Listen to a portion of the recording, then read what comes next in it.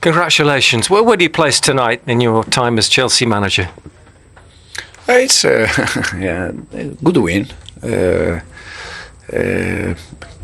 To be honest, no more than that. In terms of, we knew how important was this game, but they are all important games for sure. When you beat Barcelona, it's always nice.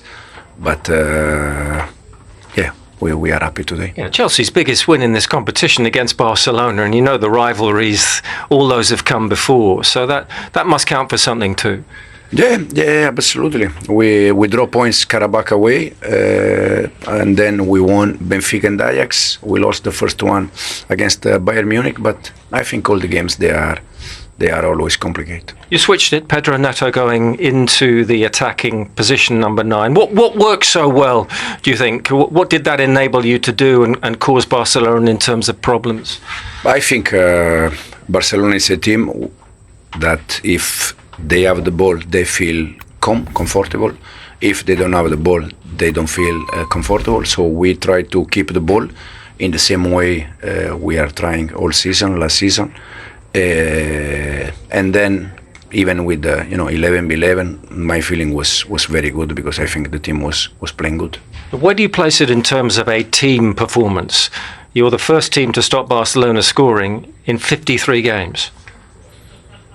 The defensive part, it's always important. You need the balance. Fortunately, in the last month, we are finishing games with clean sheet already in the Premier League. And it's something that you need to do if you want to achieve important things. You went with Estevão, of course. What a night for him. He's called it the best night of his young career. Yeah, absolutely. 18, from Brazil against Barcelona. It's a huge night for him. But I think it's a huge night for all the club, for all the fans. Has been very nice. Is this, in its way, a little step forward, though, in terms of the development of your players, albeit you are club world champions, but it is Barcelona and the manner in which you've won tonight?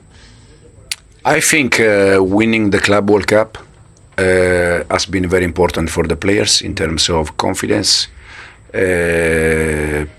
because they realize that they can win games against any team. And I said many times, when you are trying to build winner mentality, you need to win games. You cannot build winner mentality without winning games. So we started last season in the Conference League, winning games. We trained the Premier League, and the Club World Cup was fantastic. And this season is exactly the same. It's the only way to build something important. And this is a big step as well, of course, isn't it, to making sure you finish in the top 8, 2 less games. Yeah, we have 3 games to go now, 10 points, but now it's already time to think about Arsenal. Oh, okay then. So Estevão to start against Arsenal? We see now it's time to recover energy. Hansi, a tough night for Barcelona. Did Chelsea deserve the victory, 3-0? Of course, I think we started well in this game. We had a big chance to score the first goal. And at the end, we get a red card. It's not easy against Chelsea, against this really good team with one player less. Did you not help yourselves with that high line? Was it too easy for Chelsea to get behind you? No, it's not like that. I don't think. I think we defend well, but the one problem was that we lose too many balls, so easy balls. It was not like they press us and then we lose it. No, it's like we make a easy pass and we lose the ball. This is at the end. But I'm positive. I'm positive about how we also play in the second half, how we defend together. We learn from this match. And we have to accept this defeat. When you look at the table now, is it going to be hard for you to qualify in that top 8 to get him automatically into the round of 16? Well, it's much more difficult now. I know this, but everything is possible. No, it's a tough game. Of course, early red card, and we have already 1-0 down, so it's a difficult game to come back into.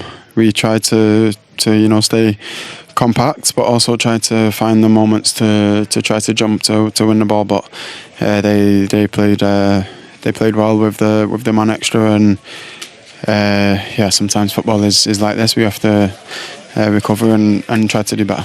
It's not easy to win Chelsea 11 against 11, 10 against 11. It's almost impossible. It's not impossible, but I think they do the right things with the ball, and they utilise the extra man. There's not much we can do about this, but we can't be too hard on ourselves. We have to be ready to come back and play better on the weekend. What have you been talking, this is the last one, during the half-time? Because you have tried in the second half, but I suppose that to concede one goal in the first minutes, it has been very, very hard for you. Yeah, it's difficult. Like I said, it's a difficult game today. But football is like this. So we try to recover. We analyse the game. But I think it's clear that the man extra and the way that they was playing with the man extra it makes it difficult for us to win the game. We try to do better in the next game. Estevão, parabéns, uma noite perfeita para o Chelsea, para você pessoalmente. Congratulations, a perfect night for Chelsea, and for you personally, como você descreveria as suas emoções nesse momento? Estevão. Não tem como descrever em uma palavra só. Estou muito feliz por essa noite perfeita, pela vitória, pelo gol. Agradeço muito a Deus por esse momento e vamos seguir em frente em busca do nosso objetivo. I don't really have any words to sum up how I'm feeling right now. As you said, it really was the perfect night. I'm just grateful to God for making everything happen for me and onwards and upwards from here. Que golazo, what a goal. Conto para nós sobre este gol desde seu ponto de vista. Talk us through that goal from how you saw it. Foi muito rápido, eu recebi a bola, cortei pro meio ali, ela ficou meio embaraçando o meu pé, mas tive o tempo de cortar para a direita e fazer um gol. Como eu falei, agradeço a Deus por esse momento, um momento muito especial na minha carreira. Agradeço ao Chelsea por tudo que vem fazendo por mim e agora é seguir forte, que tem muito campeonato ainda. It was all very quick for me. It just happened before I even knew it. I just found some space and wiggled my way through and then scored that goal. It was such a special moment for me in my career and hope to score many more. Foi o melhor momento na sua carreira. Was it the best moment in your career? Sim. Acho que desde que eu comecei no futebol profissional, acho que esse é o meu melhor momento. Fico muito feliz. De novo, agradeço muito a Deus, a minha família. É um momento muito especial. Espero que ele dure por muito tempo.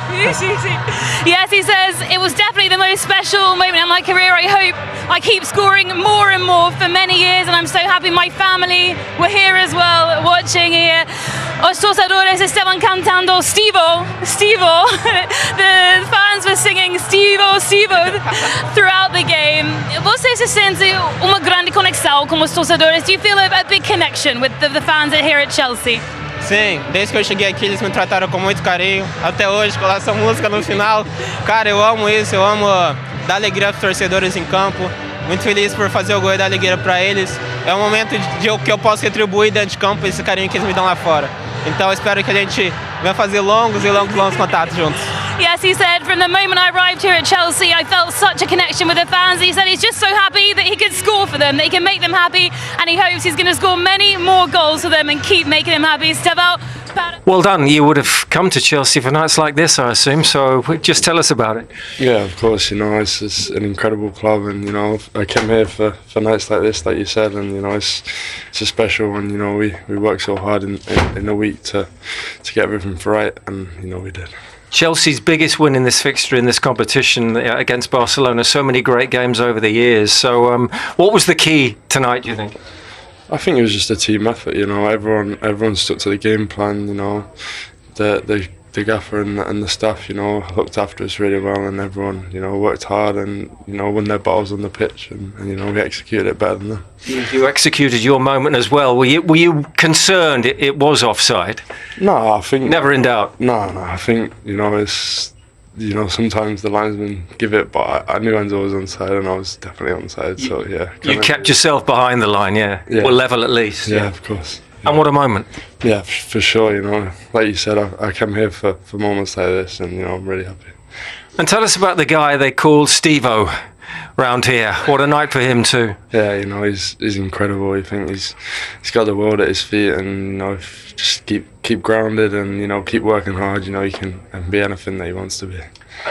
Albeit Chelsea are world club champions, does tonight feel like another step forward for the group, bearing in mind the opposition and the stage? Yeah, for sure. You know, we've got such quality within the whole team, and you know we've got such belief and confidence in ourselves, and you know we're getting stronger and stronger by week. So, you know, we come into every game knowing that you know we're gonna do well, and you know we showed it tonight. And it's a big step as well, looking at the table, to finishing in the top 8. Yeah, for sure. You know, we knew we had to win tonight, and you know to have a chance. So yeah, we did. Eric, a tough night. Were Chelsea very good tonight? Were Barcelona not at the level you'd expect? Yeah, probably. I think the first 10 minutes, we had a couple of really good chances to go ahead, and then after that, they had the control of the game. They were getting out of our pressure easily, you know. And yes, of course, we had then suffer a lot. Yeah. Did they surprise you with the way in which they were able to get behind your high line? Well, I feel the way they went out from the back, you know, with the back three, and then Enzo dropping right behind Lamine. We couldn't press with the fullbacks as we normally do, so they were surprising us, of course. We couldn't quite change it during the game in the first half, and then, of course, in the second half, we tried to, you know, defend as best as we can. Yeah, the red card doesn't help. What did you make of those 2 yellows? Well, I'm not going to put that as an excuse the red card, you know, because I think in the first half they were also playing better than us. But of course, in the second half, we had to suffer with a man down, of course. Yeah, I've got to ask you, a lot about young talents at Barcelona, but Estevão, a great goal from him tonight. What did you make of him? Yeah, well, we know Chelsea. They have a really young squad, but full of talent. You know, they had Goldinger also, is a massive player for them. And yeah, I mean, the summer they won the World Cup against PSG, which they are the champions of Champions League, no? So I think they're doing things really well. It's about responding now for you. It's not going to be easy to get to the 16-point total now, to get directly into the last 16. Well, that's what we need to aim for, of course. We got to try and win every match. And yeah, I think we have we are more than capable, you know, with the squad we have, with the talent we have. But of course, we got to keep working and improving. How about Barcelona, though, losing in that fashion tonight at Stamford Bridge? Did that take you by surprise? No, not too much. I thought Chelsea would win today. I thought it was the easiest thing to see of all the matches. Yeah, Barcelona fans and people that watch the game say, oh yeah, the red card, and that affected the game, and certainly it did affect the game, but Chelsea were all over them from start to finish. They played them in a way that was difficult for Barcelona, and then obviously it's like you're playing against a team that has an obvious weakness, and they won't fix the problem. They keep on having the same problem with, you know, playing so high up the pitch is why they get a red card in the game. It's why they concede the goals and the chances. So it's like you're in a fight with someone and you know their left knee is bad, where you're going to kick them first shot, left knee, no problem. So Chelsea's got the quality, obviously winning the FIFA Club World Cup. So no, I was not surprised at all with the quality Chelsea displayed. But Nigel, you thought that Barcelona would go tonight to Chelsea and win, right? So were you more surprised? I did. I'm very surprised. I thought I gave Barcelona the edge to get the result against Chelsea, but you'd have to say credit to Chelsea. Chelsea really turned up, and Troy made a great point when we were talking off air that for the big games so far this season, Chelsea have turned up. And the problem with Barcelona is we know what we're going to get. You know what they're going to do tactically, and that's what they did again today. They went there to be naive, and I said Barcelona, if I describe them, it's beauty and the beast. The beauty when they get forward and when they score goals and what they can do in the attacking says. The beast is the ugly side. They can't defend. They cannot defend as a team, not just about the high line, but individually as players now. They cannot defend. They're struggling to defend. There's an unwillingness. You talk about the red card. You get a booking already for dissent. And then the second yellow card for me was just a reckless challenge where you shouldn't have even gone in for that tackle. That is a type of tackle you go in knowing you're going to get booked. That's the kind of you tackle, isn't it? It is my kind of tackle, yes. It's a signature of, I'm going to get a yellow card, have that, get up, yes, ref, take your yellow card and get on. But you've already been booked. You don't put yourself down to 10 men when you're playing Chelsea away from home. And even Hansi Flick to give him a high five on the way off the pitch for me was just absolutely just crazy. Was that because Hansi Flick kind of put him in that position to come across that way? So he's kind of like, okay, well, this is just going to happen with the way that we play sometimes. Yeah, for me, it's crazy. It's like there's no feel for the moment. It's kind of giving him an excuse, like, oh, unlucky. It's not unlucky, as Nigel just described. Descent, that's your own doing. A bad tackle because you're out of position. We spoke about this the last time we did it. It was all about that high line. And we were talking in the pre-production, do you want to go on the same thing again? It feels like we've been speaking about this high line for nearly 18 months. But when you don't have control of the midfield, and you keep saying every single time Lamine Yamal is going to be the one to get us out of it, for me it becomes predictable. And Chelsea have been exceptional in the way that they play.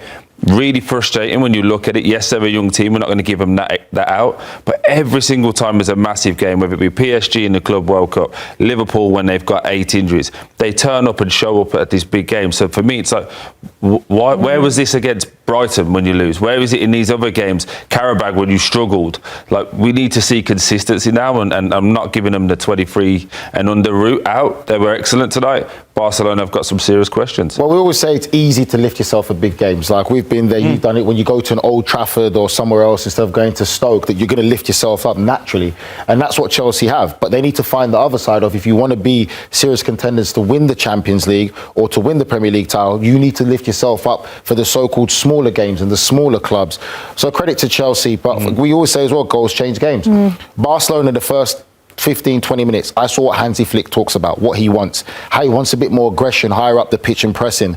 That's what they did to get that chance for Torres, and he misses, which you think 9 out of 10 times he scores that. And that miss there sets the momentum going in Chelsea's favour, where we say goals change games. But we saw a bit of what Hansi Flick moans about, what he demands from his attacking players higher up the pitch, for the high press, win it back higher up the pitch, that we don't have to worry so much about the high line. But if you don't have players that can do it consistently, and to have it at that high demand for 90 minutes, it's impossible. For me, that goal doesn't change the game, though. 100%. This is basically what we're I think what we're all trying to say. They didn't score. But no, they didn't score. But even if they scored, I would even argue even if they scored twice, because it doesn't matter. They're still going to play the same way. It's not like they're going to score and then they're going to say, okay, let's play possession, suck these guys in, then we'll go on the counter. A little bit like Pep learned his lesson, by the way. He doesn't always just play high line. Like when in some of the bigger games, he's dropped his team back and made it difficult, and then Doku goes on the counter and then they look really good. Barcelona will continue to play the same way, which is why I've said in the beginning of the season, they will never win the Champions League playing this type of football. If they get to the, I know they're going to get to the knockout stages. When they get to the knockout stages, if then all of a sudden he says, hey guys, when we have a lead, let's drop. Hey, when we don't have pressure on the football, let's drop. Let's shift together. Let's slide. Let's be more pragmatic. Then they have a chance to win the Champions League, because with the ball, they're one of the best. But at the moment, even if they scored today, it wouldn't have mattered. The game would have ended pretty much the same way. But the thing you have to remember as well, as a striker, I only have to get that run right once. And the way that they play, and with that high line, you're going to give me 5, 6, 7 chances per game to get it right once. That's where, for me, whether they score or they don't score, you keep the quality that Chelsea have and the quality that these teams have that they play, they only need one chance. And this is why we say that it's not just the high line, it's also individual defending, and that's the moments there. But this kid there, for me, I went on to say, Poppy, this is the face of Brazilian football now. It's amazing how things turn around. At first, we thought it was going to be Endrick. Estevão is the new face of Brazilian soccer. Estevão, he has been incredible. 5 goals in 17 appearances. Let's see if Guillaume Balaguer is with us from Stamford Bridge. Guillaume, the game was billed over here about Yamal versus Estevão, and one of our own made a very wild statement. Jeff Shreve said this is the next Lionel Messi Ronaldo comparison. I think personally that's a little bit too early, too soon. But how was the comparison when you watched the two of them? Obviously Lamine Yamal, we all consider to be one of the world's best footballers. Estevão, a young talent. What did you see on the night, and was there any comparisons to the two? We love to make narratives like that, you know, the 18-year-olds, both of them, 3 months separating both of them. But what we saw is a team that helped Estevão and a team that didn't help Lamine.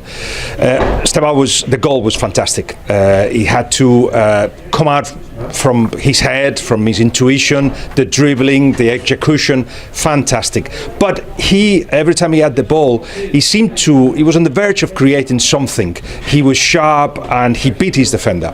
Lamine Yamal is struggling with a groin injury. And the groin injuries, and you tell me this, you'll know better than me, but it's not one that you can rest and then it goes. You either operate, which he doesn't want to, or you go through it. You play through it, through the pain and through the uncomfort. And it really affects those players that are trying to change direction, trying to make moves like a dribbler. So Lamine seemed a little bit affected by it, because this is another thing that happens with groin injuries. You have it and then you don't have it and then it comes back again. It seemed great at the weekend and it didn't seem fine. But at the same time, you need your team to help, like steal the ball early or like give you the ball in good conditions. He had to dribble 2 or 3 players. So the team held Estevão, and then that's why you saw a better player than Lamine. So true, Guillaume. It was an absolute nightmare, wasn't it, really, for Barcelona? Great day for Chelsea at home, though, and all their fans at Stamford Bridge. Good to see you. Thanks so much for joining us. We'll see you very soon. See you soon. Goals in the Champions League so far this season. I think the worry as well is we'll look at the high line going wrong here. Every team, Nigel, feels like they've got a chance to score against a team like Barcelona. 100%. With all the modern technology we've got, Poppy, and the video analysis that these players get, they know exactly what it is. Third man run, perfectly timed runs. That's what's going to happen. For me, that is just crazy to be that high. And you're playing against a team that has pace with quality.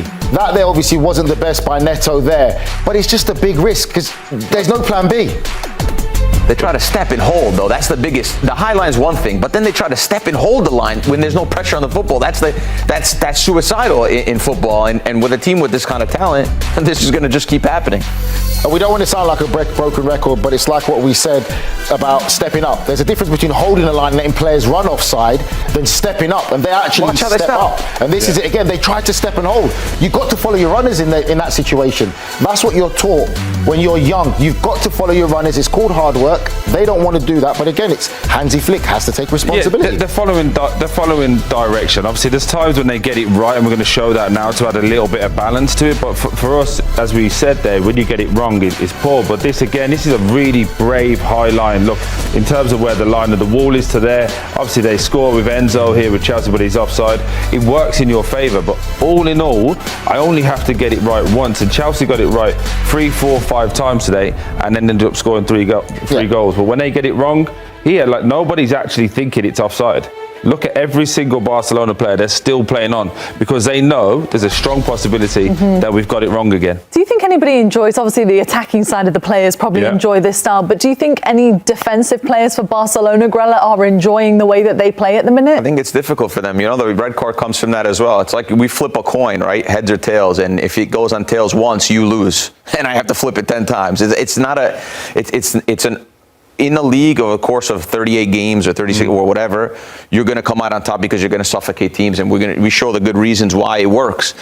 But in the Champions League football, on the highest level, teams will slap you around. I mean, Chelsea's a young team, but do you see they beat Barcelona bad today in 3-0, and then they could have been more, and they were passing it around, and at the highest level, that football cannot win at the highest level. Greta, it's really simple. It's not as if we're seeing Chelsea do, or Brugge before, do these wonderful patterns of play that open them up. It's go from one side, take a touch inside and lift it. And it's just really, really basic. And if you're talking about the defenders, ask them how their hamstrings are feeling. Yeah. Every single time they're doing 60-yard runs backwards. That's not what they're used to. It's entertaining though, isn't it, for the neutral to watch? There's no... Mikel Arteta has made it clear that Arsenal will need to unleash their complete player against Bayern Munich. The Gunners host the German champions at the Emirates Stadium on Wednesday, and one man in particular could be decisive. Ebereki Eze, described as a very complete player by teammate Mikel Merino, is emerging as one of Arsenal's most dangerous weapons ahead of their Champions League clash with Bayern. The 27-year-old announced himself in North London with a stunning hat-trick in his first derby since arriving in a £67.5 million move from Crystal Palace. His 3 brilliant goals dismantled Tottenham, and truthfully, he could have scored even more. Mourinho believes every one of Arsenal's 8 summer signings has lifted the squad's level, helping the team build a 6-point lead at the top of the Premier League. But Wednesday's matchup is different. Bayern Munich, the reigning Bundesliga champions, represent the toughest test yet for Arteta's side. Speaking after the win over Spurs, Mourinho praised Eze's qualities and hinted at the impact he could have in such a high-stakes European battle. "We've brought in a lot of players who can make a difference. But you can see that other teams have spent big as well," the Spain international said. "Individual brilliance can win matches, sure, but in the end, it's the team that matters. If you have great players who don't connect, that's a problem. The good thing about this group is that everyone thinks about the team first." When asked about ease specifically, Marino didn't hesitate. I think he's incredibly complete. He can dribble, he can pass, and his technical quality is outstanding. In Spain, we always talk about players who can connect with others. He has that naturally. He grew up with that instinct to link play, move the ball, and build relationships on the pitch. He also has the mindset to get involved, demand the ball, and influence the game. At the same time, he's strong, he can take players on, and he can finish.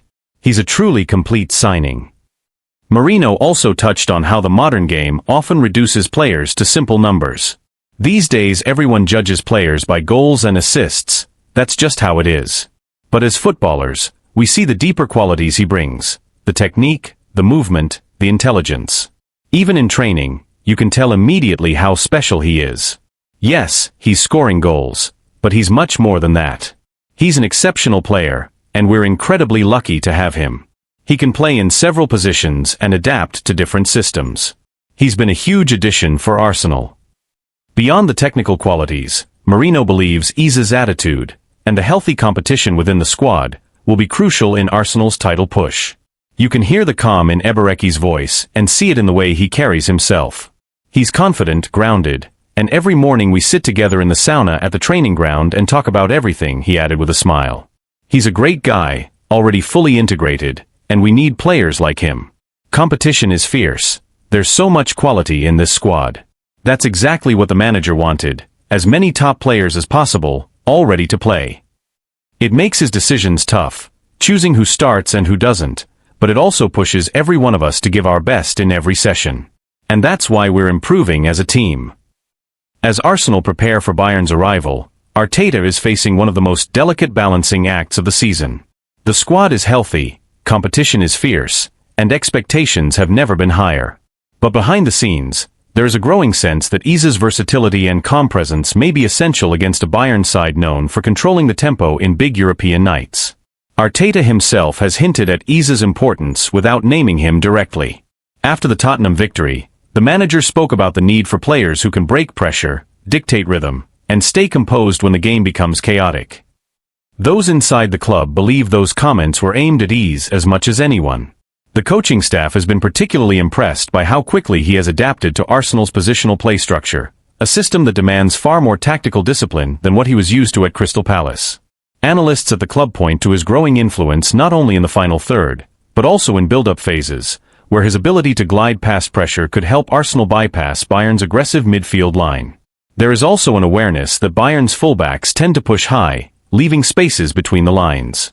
Iza's skill set, sharp turns, deceptive acceleration, and precise final balls, could be exactly what Arteta needs to exploit those gaps.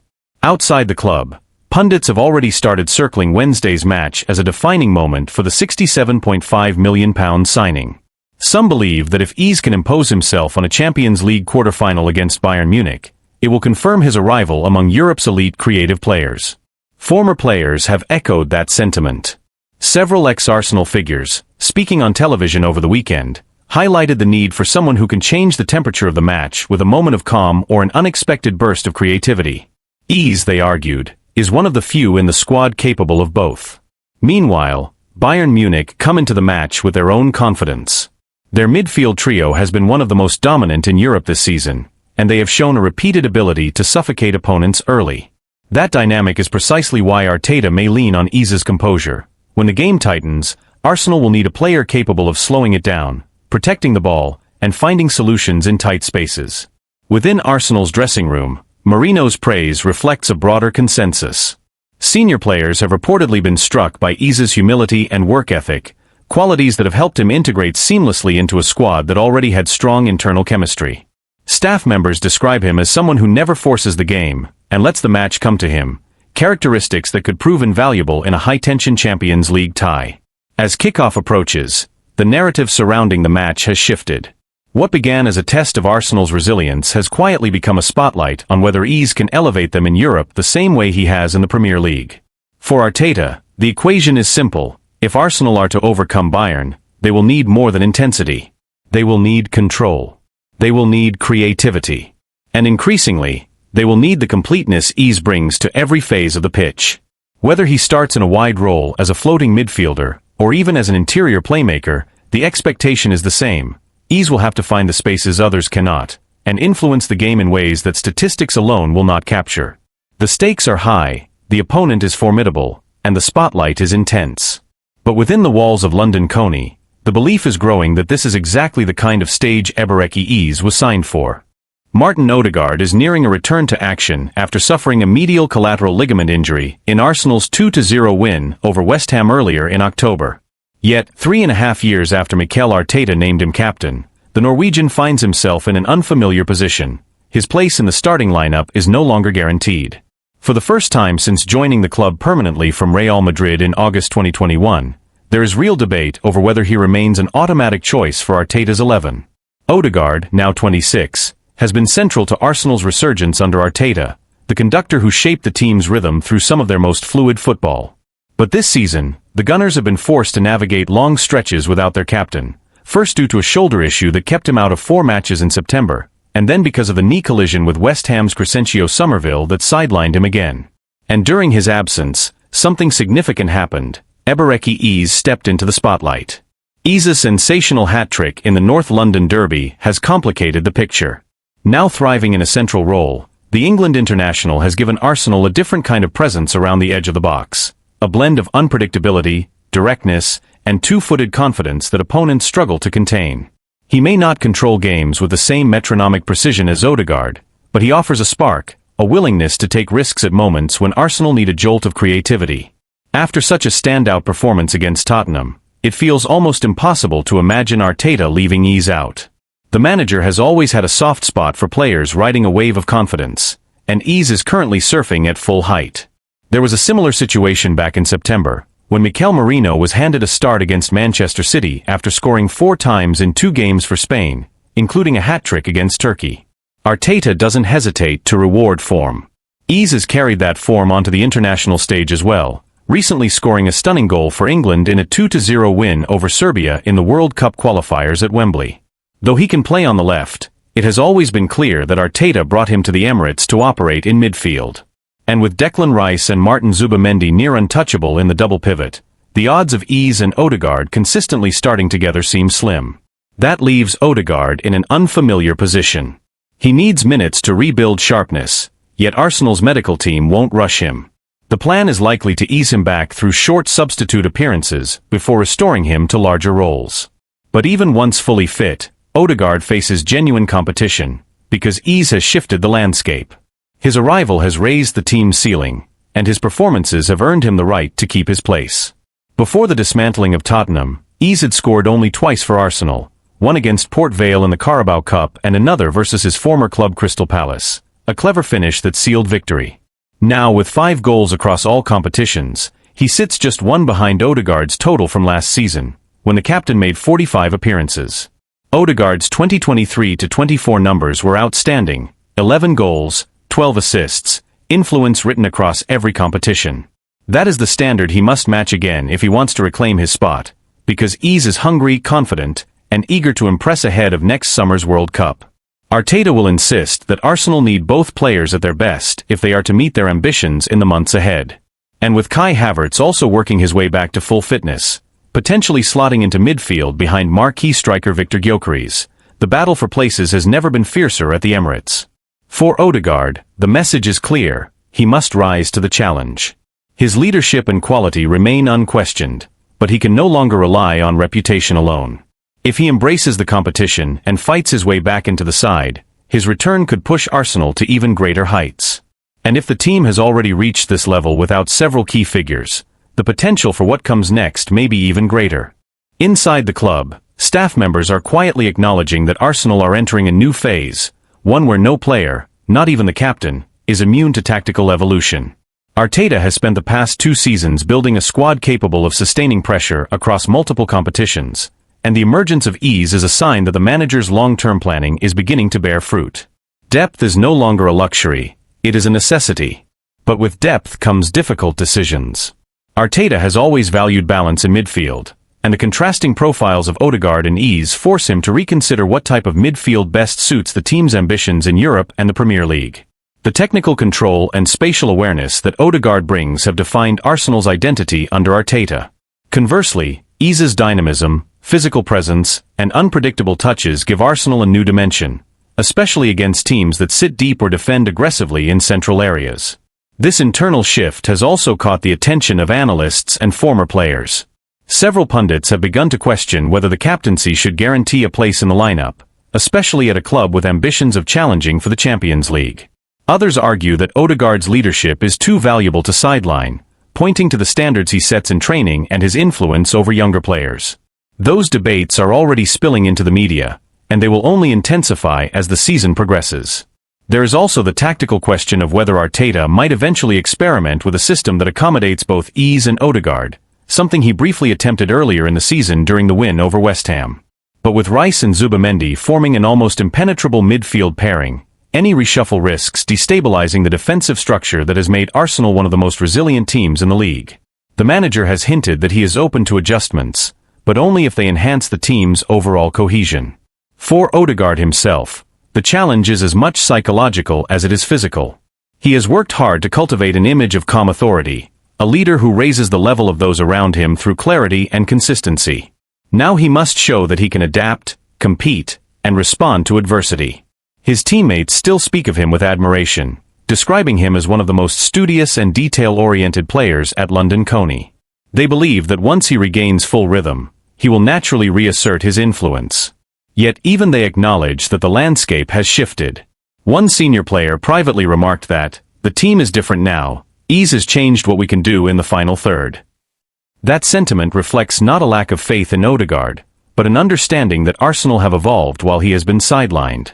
For Arteta, the ideal scenario is straightforward: a fully fit Odegaard competing with a fully confident Ise, creating a level of internal competition that lifts the entire squad.